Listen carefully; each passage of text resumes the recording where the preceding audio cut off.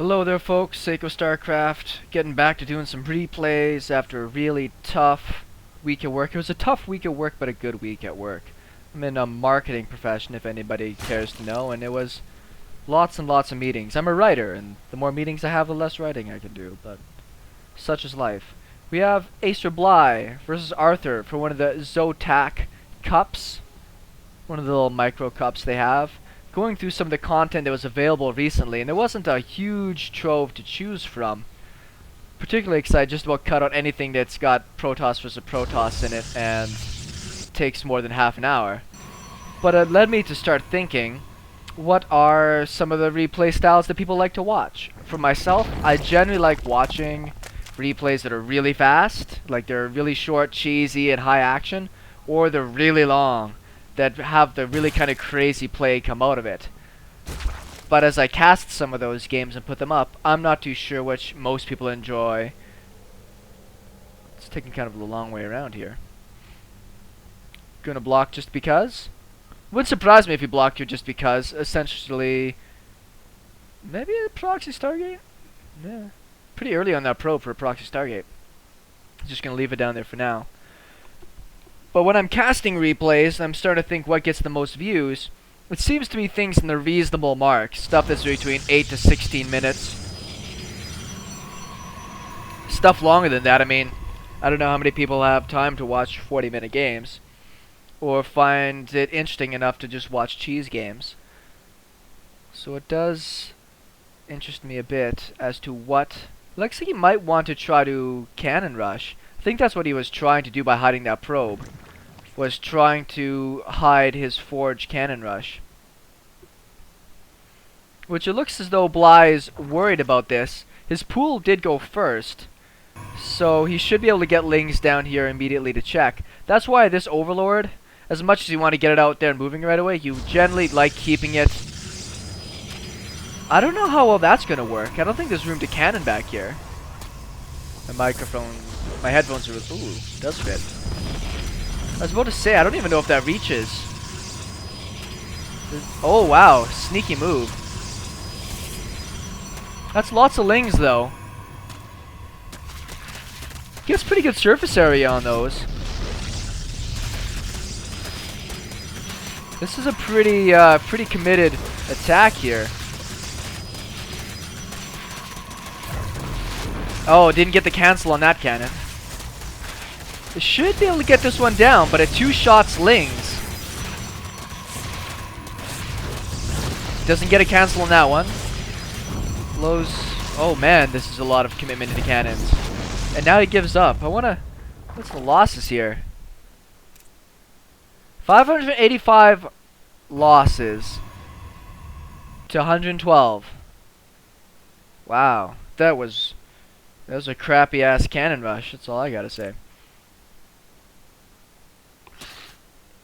I don't have a lot of like this guy's opening strategy, Arthur. His entire strategy by hiding this probe and trying to move around, sneak it in, was to cannon rush. No matter if the pool was first, no matter how hard it was, his intention was to sneak in a probe and cannon rush.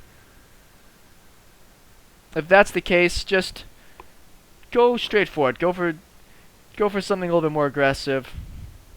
I think that somebody of Bly's caliber isn't going to let something like that happen too much. I was about to say, with only 4 Lings, it was arguable for me whether or not it would be worthwhile to run the Lings past.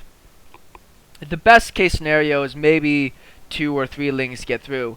Not enough to really worry about getting damage done. Well, that always helps. It looks like he's going to commit 5 probes to this Ling, and that's a lot of mining time lost. Can't remember exactly what it is. It's like 5 minerals every 5 seconds or so, something like that. Uh-oh. Run the Ling! So maybe it is worth it. I don't generally have the micro caliber to want to try to do that. We don't see any type of early third on this side here. Well, super early. We might have that. Usually 7 minutes is about when that bugger happens. Arthur is interested in blocking that, just as Acer is interested in getting supply blocked. Acer's got so many good Zerg players. Pretty happy with that. And the team up with Axiom, obviously, allows them to do some pretty good damage over in Das Korea. I'm making myself another mojito made with Hendrix gin. I don't know if anybody else is gin fans or enjoys the Hendrix, but yeah. That's all I really gotta say is yeah. Now this is enough roaches to actually do some pretty good damage. Nice focus down on the cannon. These probes are gonna get mutilated. The armor on these guys, the damage they do, how quickly they do the damage. Still targeting down the cannon. This does not have enough energy for my computer to move at regular speed. Yeah. Such a simple punishment too. Nothing crazy about this. Might as well target down some pylons while he's here.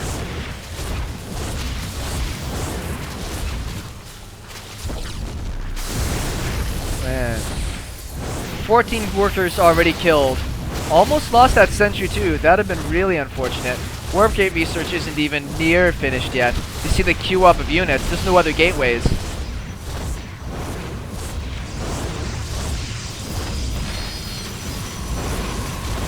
Behind this, I don't see any more roaches rallying. He's taking all of his gases, moving up to Lair, so I'm assuming it's just a simple spire transition after this. 10 more drones on the way. Yeah, he's just going to macro up into a spire, essentially be unbeatable. There's no way that on one gateway without warp gate at all, even trying to get cannons down, that he's going to be able to stop this. That was not a very well used photon overcharge. I mean, it's good, but at the same time, it was used a little preemptively. God, I hate that thing so much.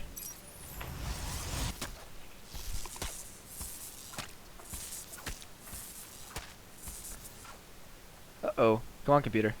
I gotta see who wins the fight of the century. Oh, not the drone.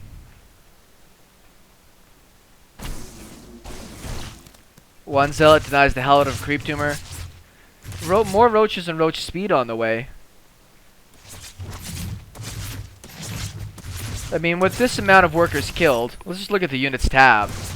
22 workers to 53, even though it was only on 2 bases.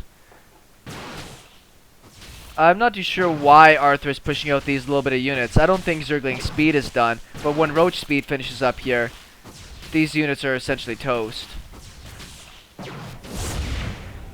It does save the Overlord though, that's important. He was already at supply block for the 2nd or 3rd time this game. Doesn't have much choice but the Chronoboost probes. More gateways. It wouldn't have surprised me to have seen him throw down a Stargate. Void Rays would have been really good for deflecting a second roach push, which speed is about to finish and more roaches. 0-0 hasn't even really worried about upgrades at this point. And I don't blame him. I wouldn't have worried as much about it either. Hydra Den. I was really sure he's going to go for Spire because, I mean, honestly, Spire would have just killed this. Even like 6 mutas bouncing between bases.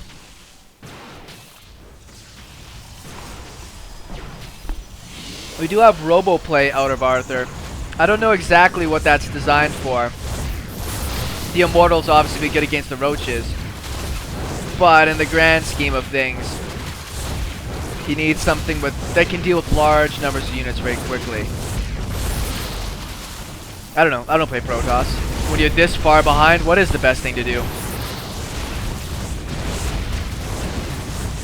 Now we see the constant rallying of roaches across the map with the speed finish.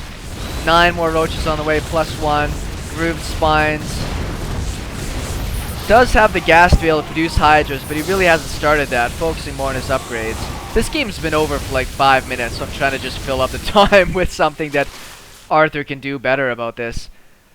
And if I think about what really caused this, I mean, the really desperate cannon rush cost him 500 mils up front. That is enough to get down essentially a Nexus. Well, he had 550 or something lost. A Nexus and a Gateway could have went into a standard straight up match and been better off than what had happened there. And the Roach bust, there's no way he was going to stop that. He had 1 Gateway and 1 cannon. The only way he would have known to stop that is if his Mothership Core was maybe across the map scouting. Saw that come, throw down 2 or 3 Desperation cannons. maybe would have did a bit better. Anyways, it's a best of 3 series. We'll have game 2 between Acer Bly and Arthur here in just a moment.